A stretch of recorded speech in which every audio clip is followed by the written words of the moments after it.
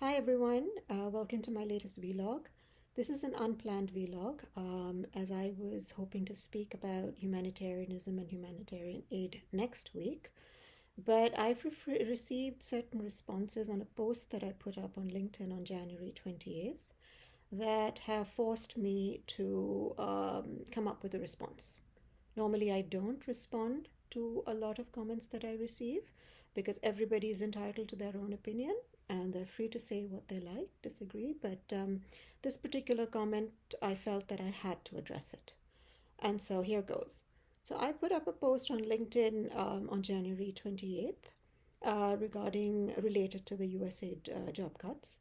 And my point was that we need to center Global South voices in this conversation. There's a lot of grief and angst going on about job losses in USAID in North America. But we need to instead focus more on job losses that these freeze and these cuts have caused to counterparts in the Global South. And in particular, to an invisible cohort of counterparts who we never talk about in the aid system, which is drivers, cooks, cleaners, aid workers, security guards, all of whom are making a meager living on billion-dollar funded projects.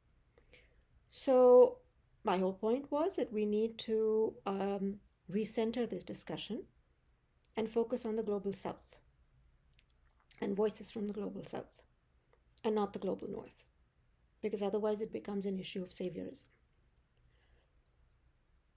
I received a comment on that post this morning by somebody who insinuated that I was a Nazi sympathizer simply because of my views that I feel the global south must be centered more than the global north in the discussion on foreign aid and humanitarianism.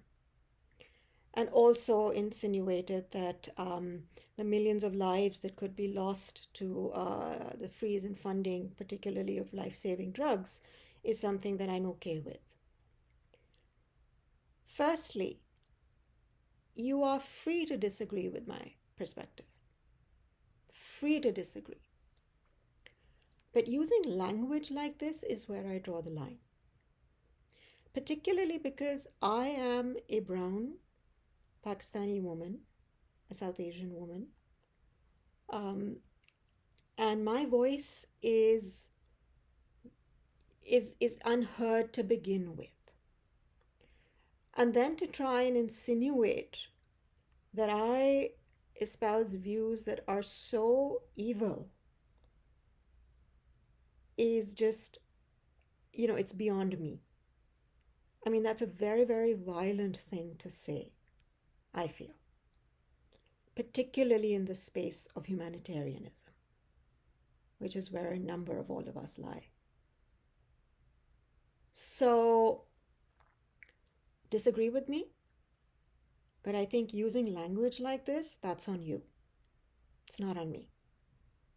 I've blocked that person from my social media feed. Subsequently, LinkedIn deleted the comment automatically, but I do have, visual confirmation and evidence of that comment, lest I be accused of lying about it or making a big deal about it. But this is not the way we have discussions.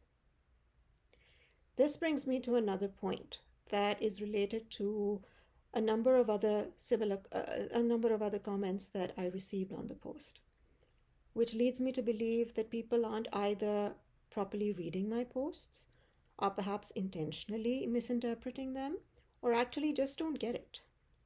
And that is a number of people, all of whom primarily belong to the global north, have been saying that multiple things can be true at the same time, i.e., we can be sympathetic towards people losing jobs in USAID in the United States, as well as people losing jobs in the global south. My response to that is no, I don't think those two things can be equally true. Definitely not when it comes to aid, because we know how unequal aid is. We know that those who are employed in the global north are employed in a much more privileged manner than those in the global south. We know that there are spaces for people in the global north to go to, as opposed to people in the global south who are already struggling. There is a marked difference between these two. And secondly, my point is not about, I mean, there have been a lot of defensive comments as well about the fact that I'm criticizing the work of individuals and I'm criticizing their intentions. I don't know many of these individuals. What I am criticizing is the entire aid sector. And within that, we have to include how aid is managed. And my point in that post was that how we perceive it in the global south is very different from how you perceive it.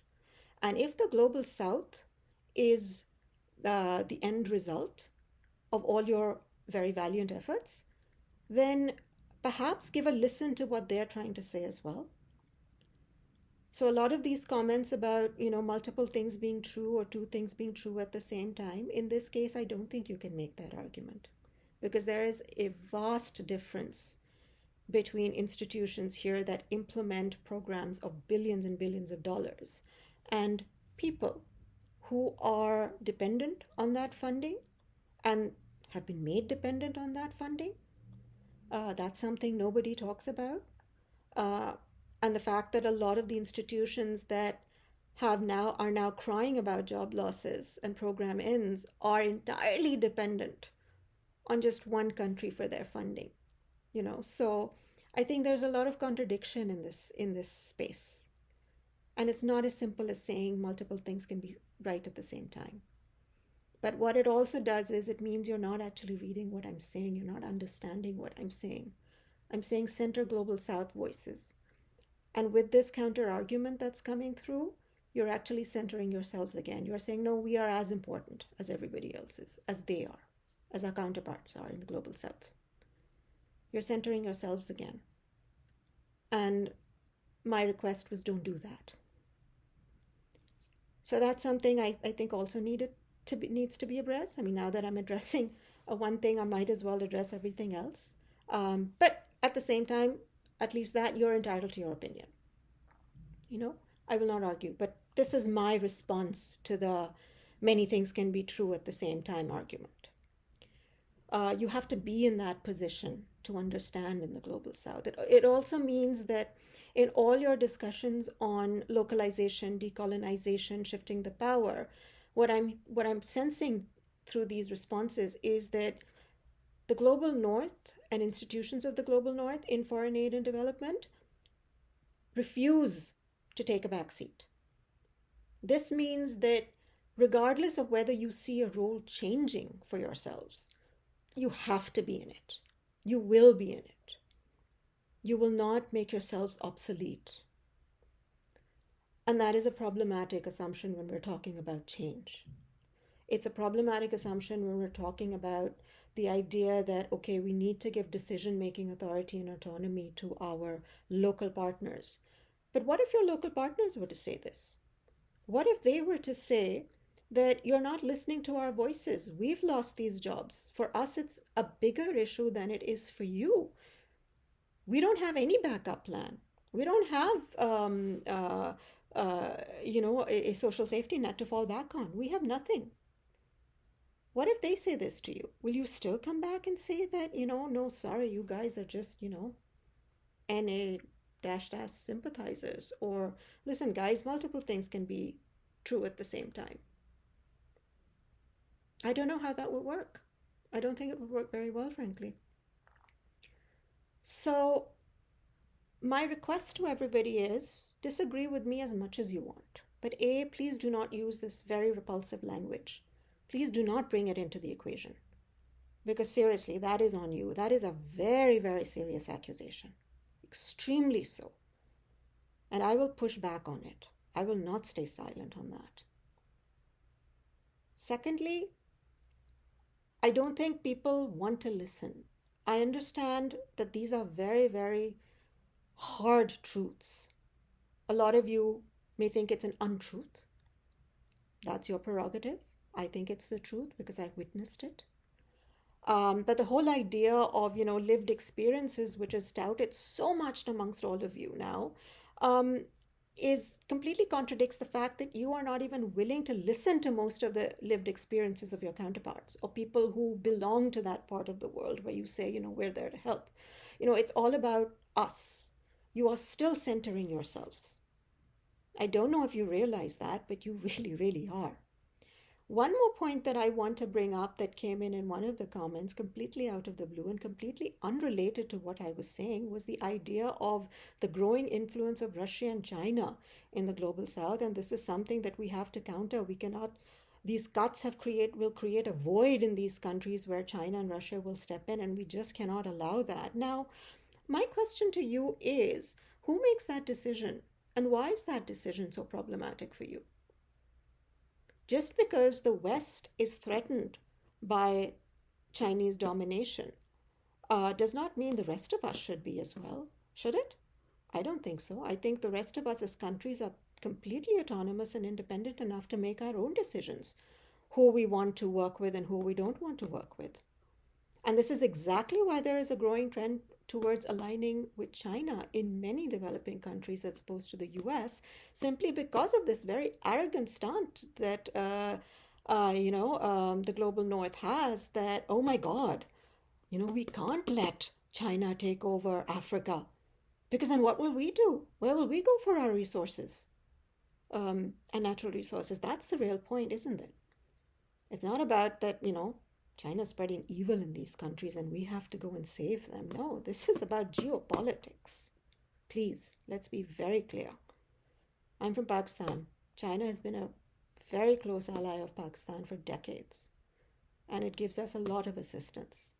And it's very clear cut about what it wants in return, which, mind you, the global north aid agencies are certainly not. So please let us make that decision about whether we think influence from countries other than the global north are harmful for us or not. I don't think that's something that needs to be decided for us. But that's a completely different topic altogether. But because it came up out of the blue on the response to my saying, my God, you need to center global south voices for once, put yourself out of the equation, regardless of the hardships you may be going through, just once put yourself out of the equation and just listen to everyone else outside your sphere, your little bubble. So I'm going to end there. Please, I would urge you to stay away from language like this, not just for me, but for others like myself who choose to speak out, regardless of whether or not people like it or don't like it, agree with it or disagree with it. We have as much right to say our piece as you do, and you've been saying your piece for far, far too long. So with that, I look forward to my next vlog, which I hope will be about a particular issue, and hopefully about humanitarianism and humanitarian aid, unless something untoward doesn't come up between now and next week. Till then, everybody, take care and be safe.